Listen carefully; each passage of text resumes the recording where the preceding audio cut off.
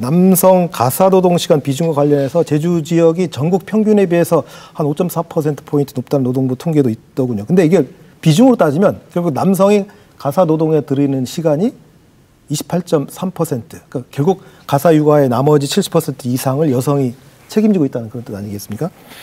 강 박사님께 한번 질문 드려야 될 것 같은데 이런 문제 연구하고 계시고 동시에 가사와 육아도 담당하고 계신 아빠로서 네. 이런 이 성별 돌봄 부담 격차에 대한 거에 대한 하실 말씀이 있을 것 같은데. 네, 우선은 제도들이 사실 굉장히 많아요. 육아휴직부터 일단 말씀을 한번 드려볼까요? 육아휴직 사용률은 다들 아시겠지만 남성에 비해는 여성이 압도적으로 높게 나타나고 있죠. 물론 여성이 출산을 담당하고 있기 때문에 어쩔 수 없이 출산 이후의 몸조리라든지 이런 이유로 남성에 비해 여성들의 출산 휴가가 길게 나타나는 것, 육아휴직이 길게 나타나는 것은 그렇다고 쳐도 사실은 여기에 가장 영향을 미치는 것 중에 하나가 성별 임금 격차가 아닌가라고 보여져요. 가정의 입장에서 누군가가 육아휴직을 하고 누군가가 돈을 벌어야 한다면 상대적으로 돈을 많이 버는 사람이 일을 하고 적게 버는 사람이 휴직을 선택하는 것이 가장 합리적인 선택이 되겠죠.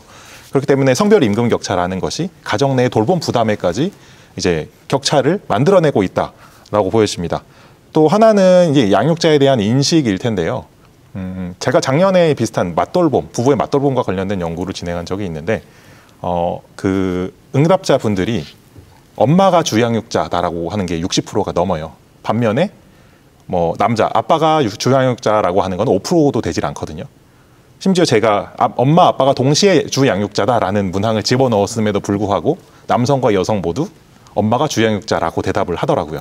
굉장히 사실은 재미있는 결과라고 보여지는데 이게 일반적으로 우리가 가정 생활을 할 때 돌봄 노동과 과사 노동으로 나누어 봤을 때 남편들은 가사 노동을 선택하고 이제 여성들은 돌봄 노동을 선택하는 경우들이 굉장히 좀 많게 나타나더라고요. 네. 가사 노동은 일방적인 행위고 돌봄은 쌍방적인 행위입니다. 이제 돌봄의 상대방, 자녀가 있잖아요. 그러니까 어느 정도 신뢰감과 형성된 엄마와만 자꾸 돌봄이 이루어지고 그러다 보니까 돌봄의 성별 간 격차가 거기서 좀 더 크게 나타나는 것이 아닌가라고 이제 보여집니다.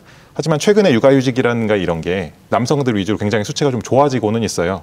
10년 전에가 한 2014년이 한 4% 정도 됐는데 이제는 한 27% 정도까지는 올라왔거든요.